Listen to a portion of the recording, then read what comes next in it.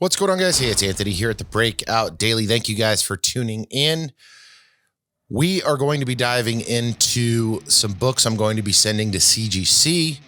We're going to talk about what next week's show looks like, and we've got a really cool slab that just came in that we're going to share with you as well, so stay tuned.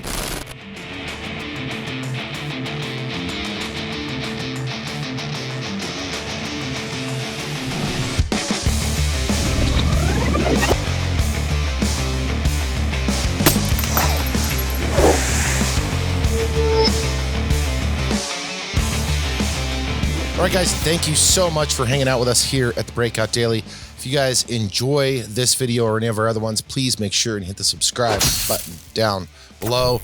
And of course, give us a thumbs up. Guys, today I've got 20 plus books laid out kind of in front of me here, and we're going to be going through some of these books, if not all of them, in a fairly quick fashion, talking about my next CGC submission. I'm also going to highlight some of the do's and don'ts and some stuff to think about before you send in any books to CGC, CBCS, and anyone else. We're going to be solely kind of focused on more of the modern tier books. There is some bronze stuff in here, I think one or two, maybe. But for the most part, we are going to be in that more modern CGC category, which is 1975, 76 and newer. So that's our focal point. Now, let's kick it off with a couple of things that people lose sight of. One, a very commonly asked question, probably more than anything else related to CGC versus CBCS, or really it's a wide question. And that is, if I got an autographed book, here is The Demon Days autographed by Peach Momoko. Her autograph is right up here in gold, beautiful book. If I have this signed, can I go get a yellow label? The short answer is no. If you have or you purchase a signed book, you, for the most part, can't get a yellow label, with the exception of if there's a CGC rep available during the witness of the signature or signing itself. That is the only way you're going to get a yellow label. If you send this into CGC, you're going to end up getting the green label. Now, if you can send signed books in to CBCS, I would check the pricing. The last time I checked, it seemed like the verified signatures, which is what that would be, is quite a bit more.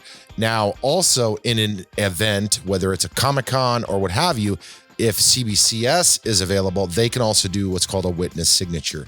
Either way with CBCS, whether it's witness or verified, they will then give you a yellow label. More to come on that in future videos. I just wanted to put that out there because I've been asked and I've seen that question come up many, many, many times over, and it does not seem to stop. So, and that, I think a lot of that has to do with a lot of signed books hitting the market, and people want to know how to get a yellow label CGC, and it just doesn't work that way. You can buy, obviously, yellow labels secondhand, so that may be the route you want to go if you really must have a yellow label CGC.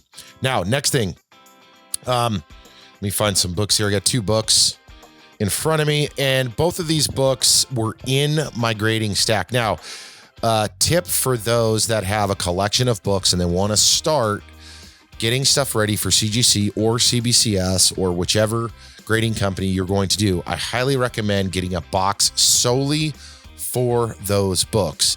And a couple of reasons why. Primarily, so you have your collection of books that you want to get graded isolated to one area. If you only have a box or two of books, not such a big deal. But if you have 10 boxes, 20 boxes, 30 boxes, 40 boxes, 50 boxes, et cetera, you don't want to get those things mixed up. You want to keep them in one location. You don't want to shuffle them around, possibly damaging or dinging those books. The other part about that, at least for me, is it allows me to constantly add and remove books from the same location. And it's also where I put a large amount of my sub keys, main keys, incentives, limited books, and many other things. So it's easier for me to find those books. I highly recommend doing that, especially if your collection is growing, at a rapid rate. Now, some may argue and say, well, I do it in run, which means ASM 1 through 100 or 150, depending on the size of the box, or 1 through 200 is in this box. That's fine too. Whatever works for you. Again, all of this is really a hobby that you need to have fun with. I have fun selecting these books. I don't always go keys. I don't always go incentives. I don't always go high end variants. I try to mix it up, mostly because A, I like to. B, I also like to have an assortment of books coming back. So enough said there. Anyways, I got 2 books as an example.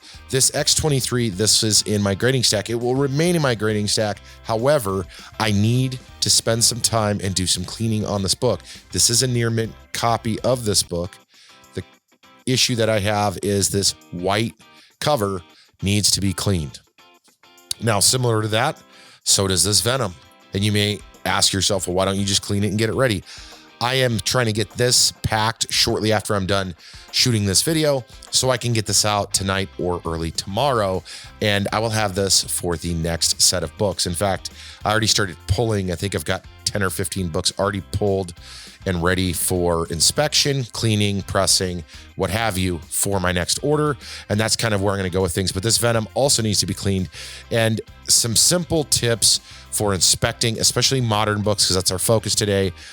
Before sending to CGC, you want to check and inspect the cover for any defects, ticks, wear on the spine, wear on the corners, color issues, whether it's scraping, whether it's laying against another comic, bends, scuffing, the list goes on and on.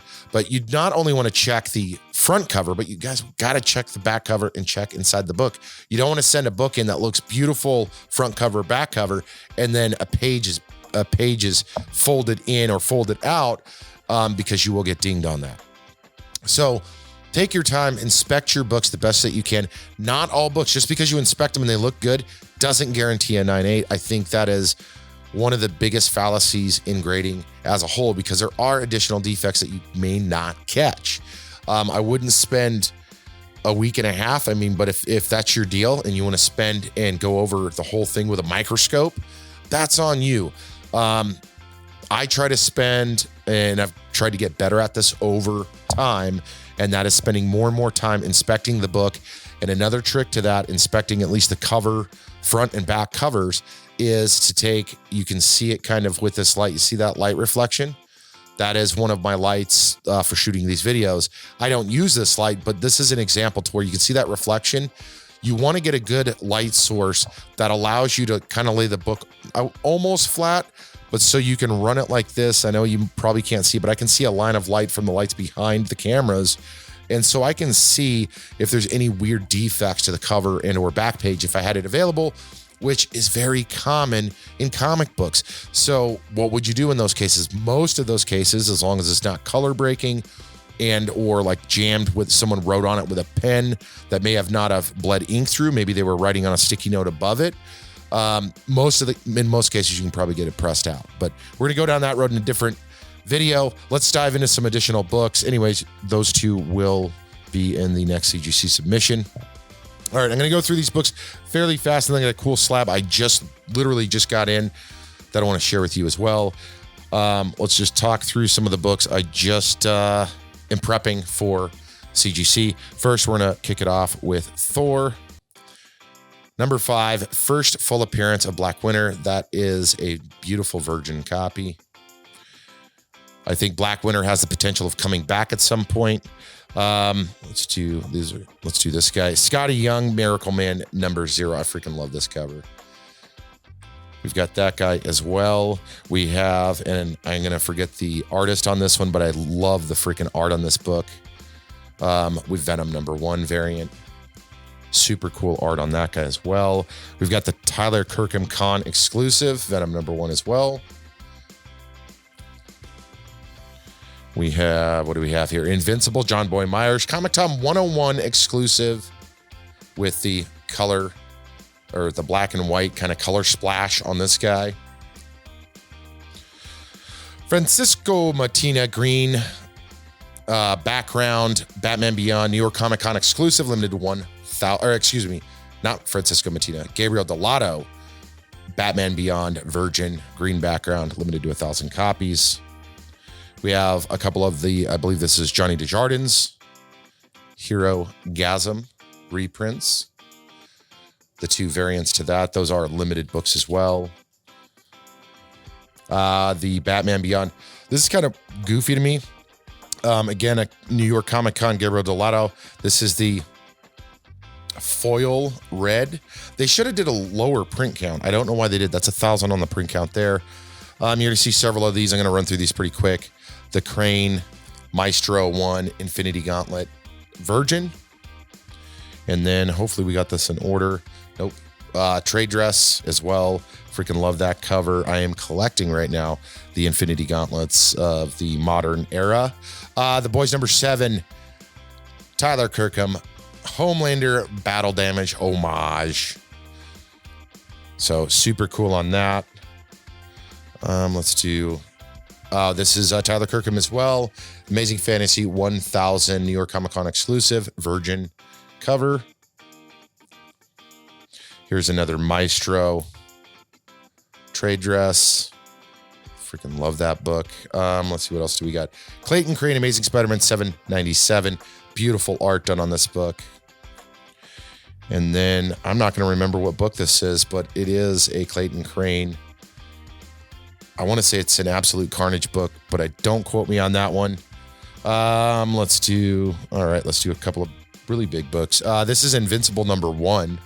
Omni-Man foil, Tyler Kirkham, Battle Damage, gorgeous, gorgeous book, limited to 150 copies.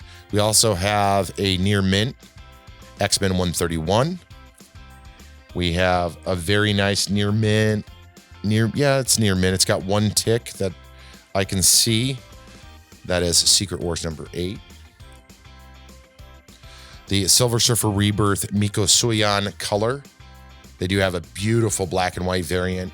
I actually have a copy of this book, black and white, but it is signed, so I'm not sending it to CGC. I love this cover, though. Miko Suyan did very well. The artist on this book, for whatever reason, skips my mind, but this is Marvel Spotlight, Ghost Rider 7 or Ghost Rider 7. They did a Spotlight homage, which is super cool. Virgin and trade on that guy. We have got the Amazing Spider-Man number 1 variant, the Mon. This is the first appearance of Cindy Moon, who then becomes Silk in Amazing Spider-Man 4. You'll notice that one from the original Sins run. I did just throw this one in here. Figured why not? That's X-Force 11. This is the direct edition, and that is the first appearance of Domino. Actually, I got to pull these ones out. So here, I think that might be it. That is it. So these 3 books are going to go in the next one too. I was going to add them in this one, but I think I'm going to clean them. We've got Captain America 1. These are all like Bucky Barnes modern keys. In fact, I will. I'm going to add them in my next CGC order.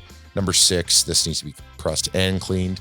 And then number 11. This needs to be pressed and cleaned. This is a thing that I feel like is commonly forgotten. When books stack against each other, and you're not going to be able to see it from the video anyways, they have almost an indent that is not color breaking, very easy to fix with a press. But if you look at like this book specifically and many other books I've had, you can almost see a line where another book was sitting on it in front of it, like you get at your LCS. And that's another thing to keep your eyes out for. So those are the books. The Captain Americas will be going in the next order. Those are some of the books that I'm going to be sending into CGC. I got to do my final count off, and then I may add a couple more books.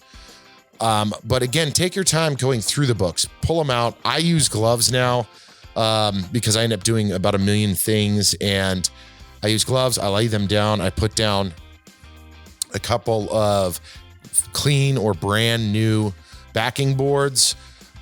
Whether if I'm working on the desk, if I'm working over by the press, I actually have a very, very nice fabric cutting board that I'll use them on. That I keep clean. And then I'll just go through the books. Don't be crazy about it. Don't try to get aggressive. Just take your time, be easy with it. Go over the books. You want the highest grade possible, whether it's modern or any tier of book. And that's your best chance to at least identify defects and catch anything before you submit it to CGC. And instead of getting that 9.8, you get a 7.5. That's 7.5 markers to my man Remy over at Robot Monster Island, if he watches this. Anyways, those are some of the tips. Oh, next week, something super cool. We will be doing Guess This Grade.